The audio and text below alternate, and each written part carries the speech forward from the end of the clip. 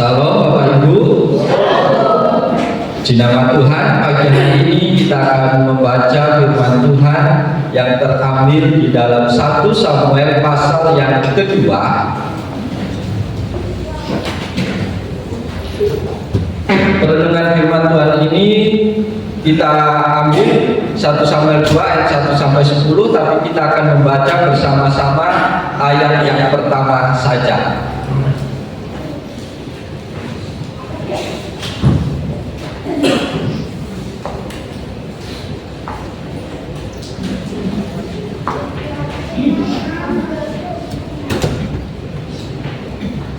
Kita akan baca bersama-sama, Bapak Ibu kasih dalam Tuhan. 1, 2, 3. Lalu berdoalah katanya, hatiku bersukaria karena Tuhan, padu kekuatanku ditinggikan oleh Tuhan.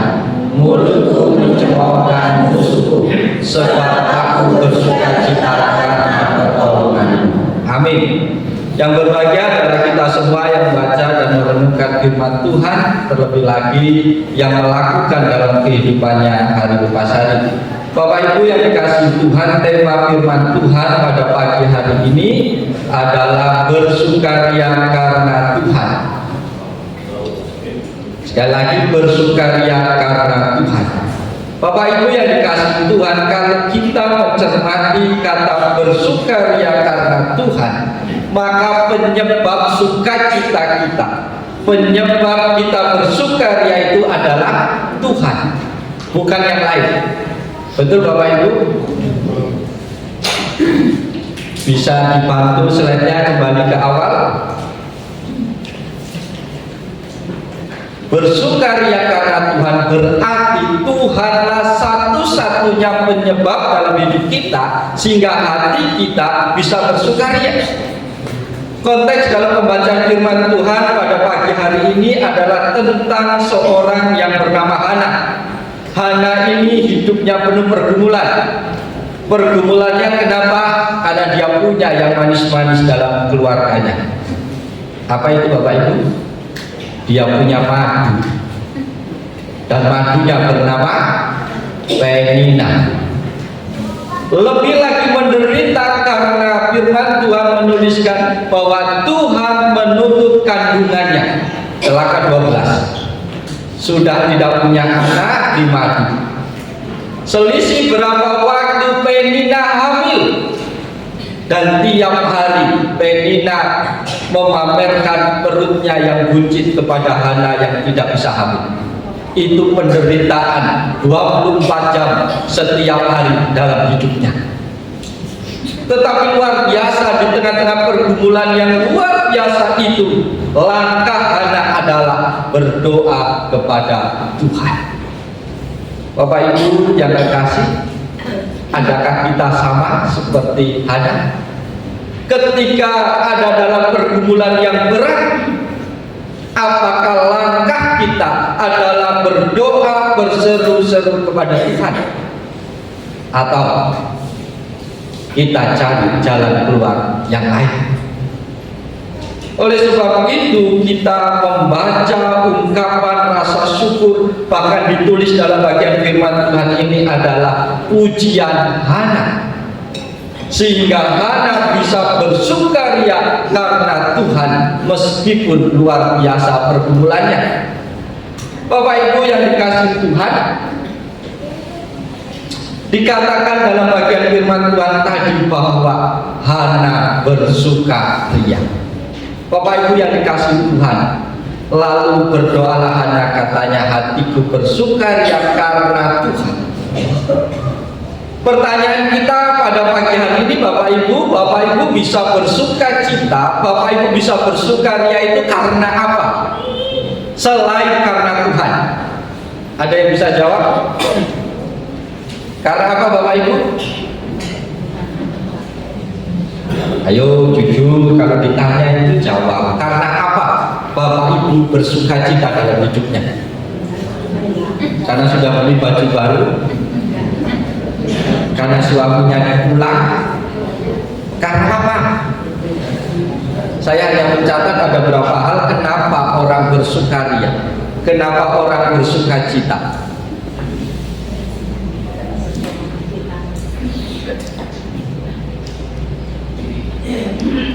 Apa karena ini? Manusia seringkali bersuka cita ketika punya istana mewah dalam hidupnya. Yang masih tinggal di pondok kontrakan, tenang, Tuhan sudah buat untuk kita. Apalagi yang membuat kita seringkali bersuka cita punya kendaraan mewah. Jumat mana kendaraannya mewah, Pajero, kemana-mana naiknya Pajero, panas joko jeruk. Apalagi yang bisa membuat kita bersukaria? Tiap hari bisa party dengan teman-teman, dengan orang-orang dekat. Apalagi Bapak Ibu punya rantai tapi berkilauan, punya emas yang banyak. Kalau nawar barang bisa ini, berapa harganya? Apalagi Bapak Ibu punya uang 1 gerobak,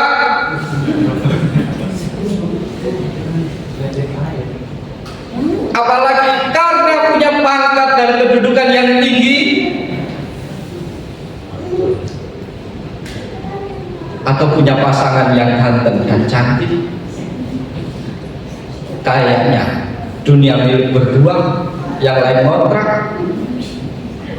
Atau kita bersuka cita karena punya keluarga yang takut Tuhan. Yang dominan yang mana Bapak?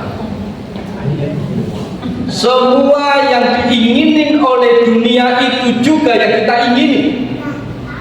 Tidak dapat dipungkiri bahwa kita pengen punya kediaman yang mewah, yang bagus, yang nyaman, punya kendaraan yang mewah, hidupnya gembira karena bisa party tiap hari, punya perhiasan, punya uang, punya pangkat, kedudukan.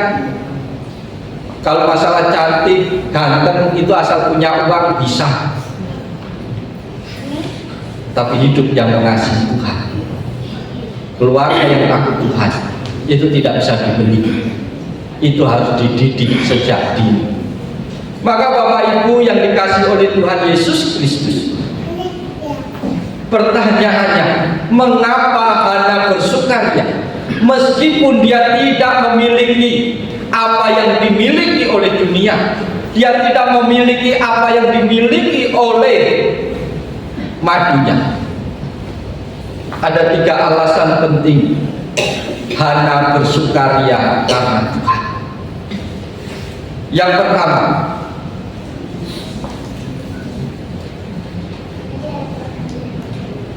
karena Tuhan menjawab doanya.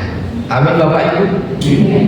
Siapa di antara kita yang tidak bersukaria ketika semua doa, pergumulan, permohonan kita dijawab oleh Tuhan? Ketika Tuhan menjawab doa kita, itu kesukaannya jauh lebih besar daripada apa yang ditawarkan oleh dunia. Kenapa bisa Hana bersukaria Bapak Ibu? Karena apa? Karena pergumulannya itu tidak mungkin ada jalan keluar.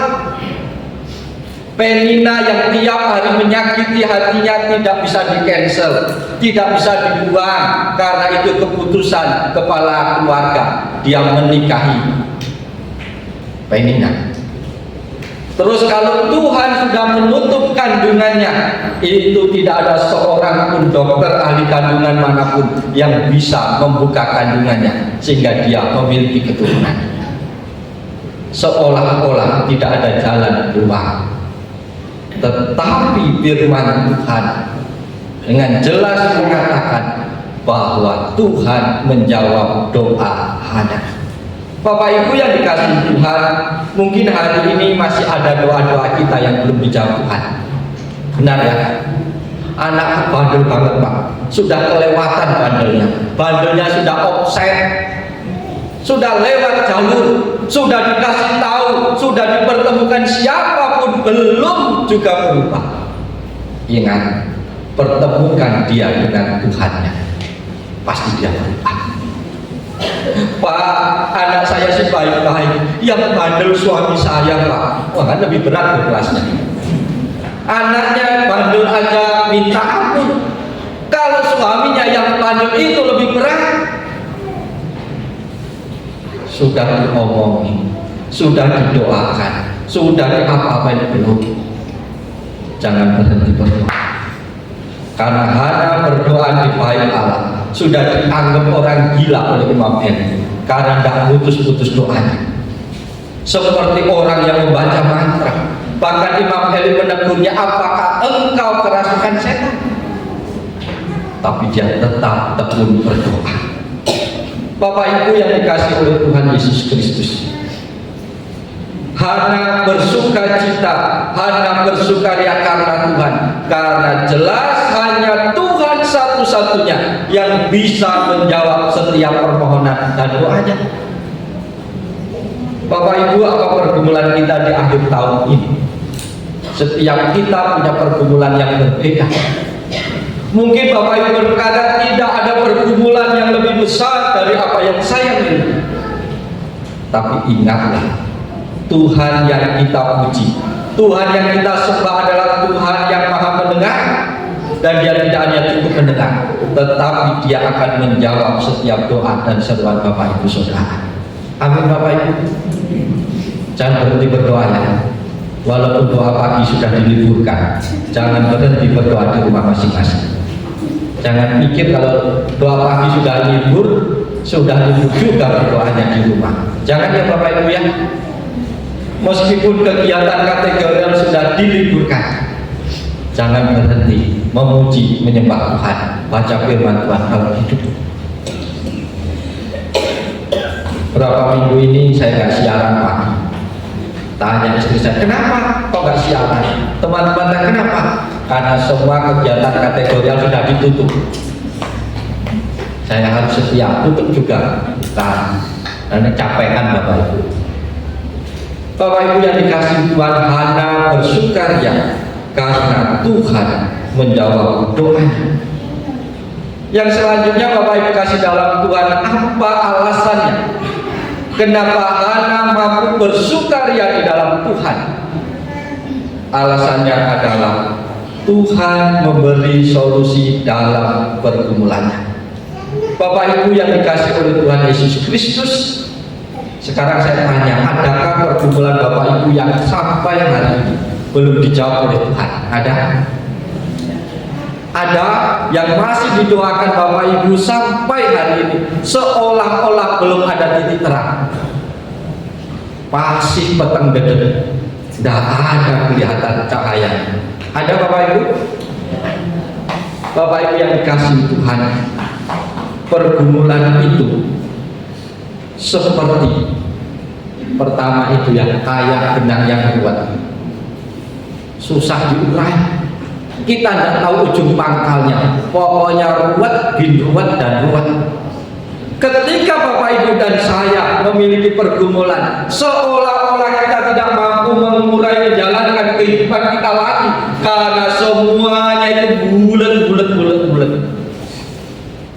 Selanjutnya, pergumulan itu seperti monster yang menakutkan dalam hidup kita, sehingga kita takut melangkah, takut mengambil keputusan, bahkan takut melakukan sesuatu yang baik bagi Tuhan. Pergumulan itu seringkali seperti beban yang berat yang menindih kehidupan kita, sehingga kita mengalami kesesakan, susah bernapas, susah bergerak. Pergumulan itu seringkali juga menjadi beban yang begitu berat, membebani kehidupan kita, sehingga kita tidak mampu mendorongnya, kita tidak mampu menyingkirkannya dalam kehidupan kita. Tetapi belajar dari Hana, kita layak bersukacita kepada Tuhan. Kita tetap harus bersyukur kepada Tuhan, karena di tengah-tengah pergumulan yang hebat, yang luar biasa ini, Tuhan sanggup memberikan solusi, Tuhan sanggup memberikan jalan keluar. Karena apa? Karena Dia Maha Kuasa. Dia mampu memberikan sesuatu yang tidak dapat diberikan oleh dunia ini. Meskipun Hana dikatakan oleh firman Tuhan kandungannya sedang ditutup oleh Tuhan, karena Tuhan yang menutup, maka Tuhan sanggup membukakannya. Amin. Ketika pergumulan dalam kehidupan, engkau merasa seolah-olah rezekimu, ekonomimu macet, tertutup, itu pun bukan Tuhan yang menutup. Mungkin bisa jadi karena kesalahan pribadi. Kalau Tuhan yang menutup saja Tuhan bisa buka, apalagi kalau yang menutup itu hanya tetangga. Terlalu gampang bagi Tuhan untuk membukanya. Maka dikatakan Hana bisa mengandung dan memiliki seorang anak yang dinamakan siapa? Samuel. Sesuatu yang berasal dari Tuhan itu pasti baik. Amin. Maka outputnya pun juga akan baik. Samuel itu adalah hasil pergumulan doa dari Hana yang luar biasa. Maka ketika Samuel lahir, dia dipersembahkan untuk Tuhan, untuk memuliakan nama Tuhan. Bapak Ibu, dalam budaya Jawa, ketika anak masih kecil itu, kalau gendong anak itu ada budaya kudang. Kudang gendong nak lelo lelo lelo itu, tahu lagunya? Ada anak sopoy, anak sendiri lupa. Seringkali orang tua pasti punya cita-cita yang besar. Nah, besok kalau besar kamu jadi presiden ya. Nah, kalau besar kamu jadi ini ya. Pernahkah Bapak Ibu berdoa terbesit dalam hati pikiran Bapak Ibu, anak saya harus menyukakan hati Tuhan? Berapa banyak di antara kita ketika kita berdoa untuk anak-anak kita, anakku harus melayani Tuhan. Tidak harus jadi pendeta. Jarang Bapak Ibu ya. Nah, besok kamu kerja baik-baik ya, cari duit yang banyak, tolong belikan rumah ke papa mama kalau sudah tua nanti. Nah, kamu cari duit yang banyak, nanti tolong belikan kendaraan ke papa mama ya. Nah, kamu besok kalau besar ya harus bisa menyukakan hati orang tua, minimal tiap minggu orang tua diajak giling-giling. Tidak pernah kita punya pikiran, nah engkau harus mendekatkan hati Tuhan. Bapak Ibu jemaat Tuhan yang dikasih oleh Yesus, seringkali pemberian kita kepada Tuhan itu yang sisa-sisa. Hana bukan hanya berani meminta yang terbaik dari Tuhan, tapi Hana juga berani memberikan yang terbaik itu kembali kepada Tuhan. Hana berdoa luar biasa lama tidak punya keturunan, dan setelah diberi ketika umur masih lucu-lucunya, Hana tidak ingin Samuel tetap tinggal menyukakan hatinya. Dia diserahkan kepada Imam Eli supaya hidupnya menyukakan hati Tuhan. Bapak Ibu yang dikasih Tuhan Yesus Kristus, pertanyaan bagi kita, kalau anak Bapak Ibu main di gereja gak pulang-pulang, seneng gak? Yang jujur dong. Kalau anak Bapak Ibu main di gereja dan tidak pulang-pulang, seneng gak? Telepon, tidak dijawab. Telepon majelis tidak jawab. Telepon yang punya gereja mayor ready, anakmu ada nggak? Nggak dijawab. Terakhir telepon siapa? Telepon Pak Pendeta. Pak, anak saya ada. Selesai enggak? Telepon Ibu Gembala. Bu, anak saya ada. Terus telepon lagi. Tapi kalau anaknya pergi main dengan teman-temannya sampai malam, nanti telepon. Wah, saya percaya kok mainnya sama dia. Bapak Ibu lebih khawatir anaknya tinggal di rumah Tuhan daripada tinggal di rumah orang lain. Beda dengan anak. Dia berani meminta sesuatu yang baik, tetapi dia juga berani memberikan yang terbaik itu untuk Tuhan. Tetapi kita berbeda dengan anak. Kita orang-orang yang berani meminta sesuatu yang baik dari Tuhan, tetapi menjadi pengecut ketika memberi yang terbaik untuk Tuhan. Amin Bapak Ibu. Kita hanya berani minta yang baik, tapi ketika suruh memberi, janganlah, saya masih perlu kok. Janganlah kebutuhan saya masih banyak. Tuhan lu gak miskin, Tuhan lu punya semuanya. Bapak Ibu yang dikasih oleh Tuhan, Tuhan mampu memberikan solusi di setiap pergumulan Bapak. Dan saya yakin Tuhan tidak pernah meminta sesuatu dalam hidup kita kalau Tuhan tidak mau memberikan yang lebih baik dalam hidup kita. Bapak Ibu yang dikasih Tuhan, seringkali kita tidak mau membuka tangan kita karena kita merasa sudah cukup, sudah penuh tangan kita dengan sesuatu yang kita miliki. Maka ketika Tuhan mau mencurahkan berkatnya yang baru, tangan kita tidak bisa menerima lagi. Oleh sebab itu Bapak Ibu, selama tangan masih tetap tergenggam, tidak ada berkat yang baru yang Tuhan beri. Tetapi ketika tangan terbuka untuk yang lain, Tuhan akan memberkati. Wajar kalau Hana bersukaria karena Tuhan, karena dia tahu bahwa apa yang dia alami itu semua karena Tuhan yang memberikan solusi dan jalan keluar yang terbaik.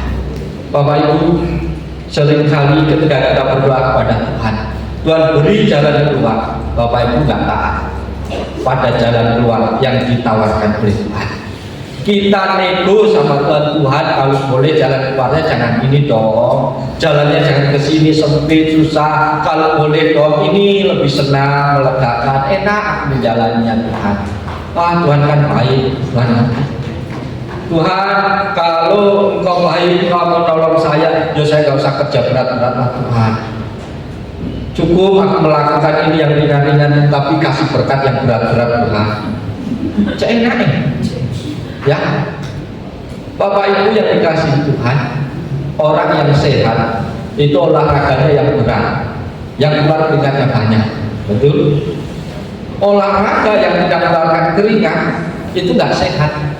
Saya dulu juga heran, kenapa catur itu masuk kategori olahraga?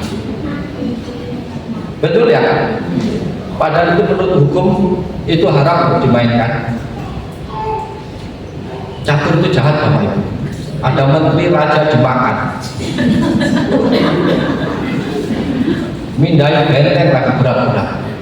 Itu olahraganya gimana? Yang lebih parah lagi, permainan green, main kartu itu masuk olahraga. Di mana gerak badannya di mana? Masuk itu sampai internasional loh di pertandingan, betul? Gobak sodor gitu loh, kan masih sehat, lari-lari. Tidak masuk olahraga.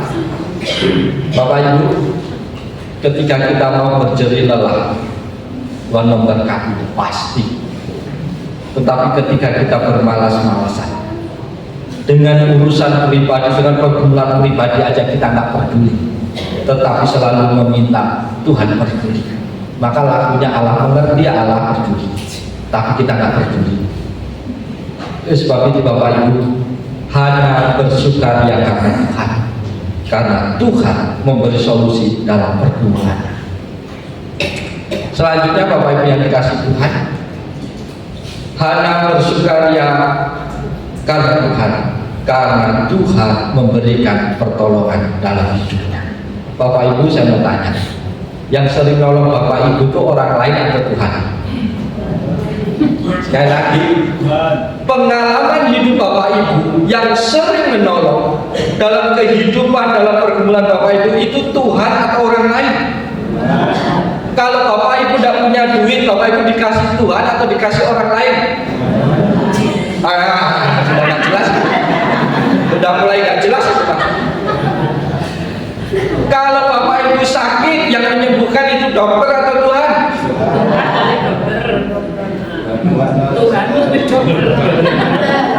Tuhan.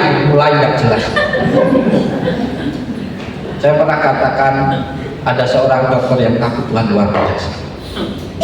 Ada jemaat mana yang berobat kepadanya, yang ngomong, dokter ini hebat ya. Kok hebat? Kenapa? Loh tuh dokter ini bisa menyembuhkan semua penyakit. Oh enggak Pak, saya ini hanya Allah.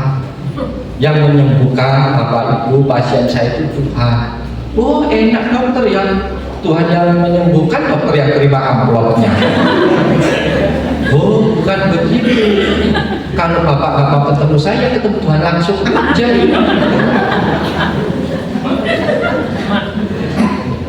itu sering kacau dalam hidup kita. Memang Tuhan bisa memberi pertolongan lewat siapa saja. Tangan Tuhan itu selalu terulur kepada kita. Pada saat apapun kondisi kita, kita seringkali silau dengan tangan orang lain yang terulur kepada kita. Tapi tangan Tuhan yang tidak kelihatan, kita tidak pernah hiraukan. Padahal yang menggerakkan orang-orang di sekitar kita mengulurkan tangannya kepada kita itu karena Tuhan. Betul Bapak Ibu? Jangankan soal yang berat, saya juga selalu bersyukur berdoa kepada Tuhan karena tiap minggu Tuhan gerakan orang-orang untuk traktir saya bakso. Saya kenal orangnya, saya mau bayar sudah ada yang bayar, saya tidak tahu. Saya bersyukur itu yang bayar Tuhan, bukan Bapak Ibu. Setuju? Enggak setuju, mulai enggak rela, mulai enggak ikhlas. Pada Bapak Ibu tergerak membelikan saya bakso itu karena Tuhan, bukan karena Bapak Ibu duitnya sudah kelebihan. Betul? Bukan karena Bapak Ibu gila hormat, bukan. Di dalam Tuhan itu ada penerimaan. Tuhan tidak memandang status kita, latar belakang kita. Ketika kita mau datang kepada Tuhan, Dia sambut. Bapak Ibu, gambaran Tuhan Yesus merangkul seseorang ini adalah gambaran tentang anak yang hilang. Anak yang sudah kurang ajar, habiskan harta bapaknya bukan untuk usaha, bukan untuk modal dagang, tapi untuk berbuat dosa.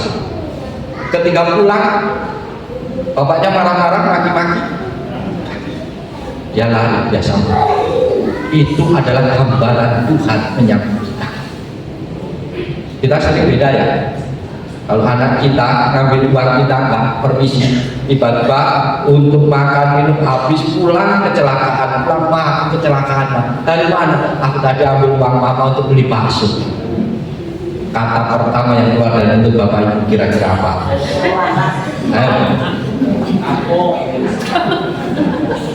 Kata-kata pertama yang keluar dari mulut Bapak Ibu apa? Wah, syukur, apalagi? Tidak ada puji Tuhan. Kok kecelakaan dan masih bisa sampai rumah? Nah, ada. Kenapa kau ngambil uang mama? Mana tangannya? Mana tangannya? Kasih. Ambil sapu, ambil kayu bakar, pukulin dulu tangannya. Dinasihatin panjang kalinya sudah. Tuhan tak begitu. Tuhan itu hakim yang adil.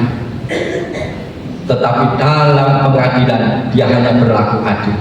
Dia hanya berlaku sebagai hakim, tidak pernah menjadi jaksa.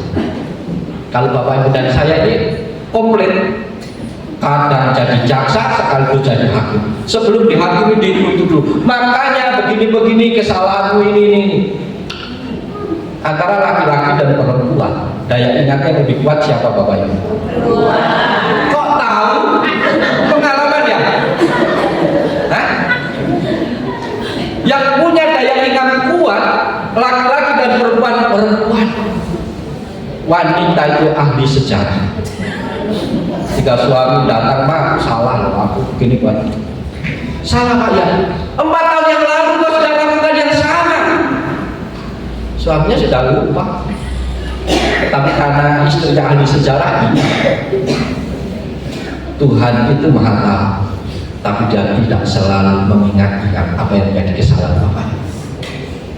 Tuhan itu sudah berkali-kali menolong kita. Ketika kita jauh, kita tinggalkan Tuhan dan kita kembali, Tuhan tidak berkata, "Hello, kemarin kemana tuh? Kok sekarang baru datang?" Kalau Bapak Ibu datang kepada saya, mungkin ada kemungkinan saya berkata begitu. Sepanjang tahun Bapak Ibu punya uang banyak, giling, jalan-jalan, ngajak orang lain. Saya tidak pernah diajak. Saya tidak pernah diajak, Pak, dapat bonus besar ini Pak, miliaran rupiah Pak. Tidak pernah diberitahu. Kapan saya diberitahu? Kapan ada beritahu saya dan Bapak Ibu? Ketika terkapar di rumah sakit, Pak, tolong saya Pak, saya sudah terkapar di rumah sakit.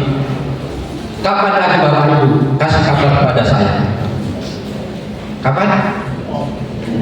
Ketika ada sesuatu yang tidak baik terjadi dalam keluarga. Pak, suamiku sudah pergi, Pak, tidak ada kabarnya. Berapa lama? Baru sehari, Pak. Sehari itu tidak boleh lapor ke polisi kecuali 24 jam. Kok sudah lapor ke gembalanya? Kalau itu yang Bapak Ibu lakukan, dan Bapak Ibu ketika jalan-jalan sama orang lain itu Bapak Ibu update di status. Saya tahu Bapak Ibu pergi kepada siapa-siapa. Betul kan? Dan ketika ada sesuatu yang tidak baik terjadi, Bapak Ibu beri kabar ke saya. Saya bilang apa? Jangan hubungi saya lah, Pak. Hubungin itu loh yang diajak jalan-jalan kemarin. Bisa? Apakah saya salah melakukan itu, Bapak Ibu? Saya tanya, apakah saya salah? Apakah saya salah? Apakah Bapak Ibu sakit hati kalau saya begitu? Saya nggak melakukan kesalahan aja Bapak Ibu sakit hati loh. Apalagi saya melakukan kesalahan, betul? Ya sana, minta didoakan yang ngajak kamu jalan-jalan itu, yang ngajak kamu traktir tiap hari itu. Jangan ajak saya. Saya kan tidak perlu diingat. Saya tidak ada adil apa. Tapi kita harus puji Tuhan, haleluya. Tuhan tidak pernah lakukan itu kepada Bapak. Kami sejahat apapun kita, ketika kita mau datang kembali kepadanya, Tuhan terima kita dengan penerimaan yang luar biasa. Maka Anda bersukaria karena dia tahu yang memberikan pertolongan dalam hidupnya adalah Tuhan. Yang selanjutnya, kehadiran Tuhan itu mampu menenangkan badai apapun dalam hidup. Amin Bapak Ibu. Ada hidupnya sekarang dalam badai? Ada rumah tangganya sekarang ini sedang dalam badai? Apakah dompet itu sedang ada badai? Apakah dompet itu ada parang yang panjang di dalamnya? Istri itu seringkali selingkuh dalam pikiran. Dia tidak mengharapkan senyum suaminya. Yang dia harapkan dua laki-laki yang tergambar di kertas merah. Dia selalu berharap senyumnya dua orang. Kalau ada kertas merah gambar orang tersenyum itu dia ikut senyum. Tapi kalau di dompetnya ada foto suaminya, cemberut, tidak pernah senyum. Coba periksa dompet istri-istri bapak-bapak, ada nggak foto bapak-bapak ada di sini? Saya yakin tidak ada. Bukan zamannya lagi, tapi foto suami orang selalu ada di dalamnya. Betul nggak? Foto laki-laki asing ada di dalamnya. Padahal kehadiran Tuhan lebih utama. Kehadiran Tuhan dalam keluargamu itu yang akan menenangkan badai apapun dalam keluargamu. Kehadiran Tuhan dalam pekerjaanmu, sehebat apapun tantangan dalam pekerjaan, akan menjadi tenang ketika ada Tuhan bersama dengan kita. Maka jangan hadirkan yang lain selain daripada Tuhan. Bapak Ibu yang dikasihi Tuhan, ketika engkau jatuh dalam fase hidupmu paling rendah, hanya tangan Tuhan yang mampu membangkitkan kembali. Bapak Ibu, 1000 orang bertepuk tangan ketika engkau berprestasi, itu tidak ada gunanya. Lebih baik satu tangan yang terulur ketika engkau sedang jatuh. Tapi kebanyakan kita senang ikut tepuk tangannya, ikut ramai. Tapi ketika seseorang itu jatuh, adakah tangan kita bergerak untuk membangunkan, untuk membangkitkan dia kembali? Tidak pengen. Tidak ada cita-cita itu. Padahal tangan yang terulur pada saat kita jatuh itu jauh lebih berharga daripada 1000 tangan yang bersorak-sorai bertepuk tangan ketika kita berprestasi. Jangan bangga orang tepuk tangannya kalau ya. Nyamuk itu mati karena orang bertepuk tangan. Ya, tiap malam banyak orang tepuk tangan, tapi tujuannya untuk membunuh. Jadi kalau engkau melakukan sesuatu, banyak orang yang bertepuk tangan atas apa yang kau lakukan. Jangan bangga, jangan senang. Itu bukan menyanjung. Itu belum tentu mengapresiasi apa yang kau lakukan. Bisa jadi tepuk tangannya karena ingin membunuh. menjerumuskan engkau dalam kesombongan, menjerumuskan engkau supaya kepala lebih besar, supaya engkau tidak punya kerendahan hati. Tuhan memberikan pertolongan. Bapak Ibu jemaat Tuhan yang dikasihi oleh Yesus, di akhir tahun ini tema firman Tuhan minggu ini adalah kita bersukaria karena Tuhan. Bapak Ibu bersukaria hari ini, apakah karena minggu besok kita akan merayakan Natal, atau karena Bapak Ibu sudah punya planning mau jalan-jalan, mau liburan ke kota lain, atau dress code-nya sudah terbeli? Yang cari marun, tak ketemu marun. Di manakah kau berada marun? Keliling Surabaya, si marun tak ketemu. Cari marun aja di Surabaya tak ketemu. Statusnya nggak ada. Aku itu cari Tuhan. Nggak ada. Statusnya marun dan marun. Bapak Ibu yang dikasihi oleh Tuhan, mari kita jadikan Tuhan itu adalah segala sumber yang kita perlukan dalam hidup ini. Engkau perlu apa? Biarlah Tuhan menjadi sumber. Ketika Tuhan menjadi sumber dalam kehidupan kita, yakinlah sumber itu tidak pernah kering, sumber itu tidak akan pernah habis. Dia selalu ada dan ada. Kapan saja, di mana saja Bapak Ibu memerlukan Tuhan, Tuhan hadir memuaskan dahaga. Tuhan hadir mampu memberikan sukacita, karena kehadiran Tuhan pasti mampu mengubahkan segala sesuatu. Yang tidak baik akan menjadi baik, yang pelit menjadi pemurah, yang jahat berdosa menjadi orang yang takut Tuhan, yang malas melayani Tuhan. Ketika Tuhan hadir, orang itu akan giat melayani Tuhan. Bapak Ibu jemaat Tuhan yang dikasihi oleh Tuhan, biarlah melalui perenungan firman Tuhan pada pagi hari ini, siapapun kita, mari kita bersukaria karena Tuhan, bukan karena hal-hal yang duniawi, bukan karena hal-hal yang terbatas, tetapi bersukarialah karena kita bersukaria di dalam takut akan Tuhan, dan itu pasti mengubahkan kehidupan. Mari kita tundukkan kepala, kita mengucap syukur untuk firman Tuhan yang boleh sampai kepada kita pagi hari ini. Sejenak kita berdiam diri di hadapan Tuhan, kita kembali mengingat apa pesan Tuhan lewat firman-Nya. Adakah sukacita kita bersumber dari hal-hal yang berbau kekekalan? Adakah sukacita kita itu karena Tuhan atau karena hal-hal yang di dunia? Adakah pengalaman dalam hidupmu engkau mengalami jawaban-jawaban Tuhan yang indah? Adakah engkau punya pengalaman hidup bersama dengan Tuhan, bahwa Tuhan selalu memberikan solusi di tengah-tengah pergumulan hidupmu? Adakah engkau memiliki pengalaman hidup bersama dengan Tuhan, karena Tuhan menjadi sumber pertolongan yang dapat diandalkan dalam hidupmu? Mari kita datang kepada Tuhan, kita buka hati kita, biarlah Tuhan yang bertahta di dalam kehidupan kita. Kita buang ego kita buang kesombongan kita buang semua yang menjadi andalan-andalan dalam hidup kita. Biarlah Tuhan satu-satunya yang menjadi andalan dalam hidup kita. Mari kita berdoa secara pribadi, pas pribadi kita.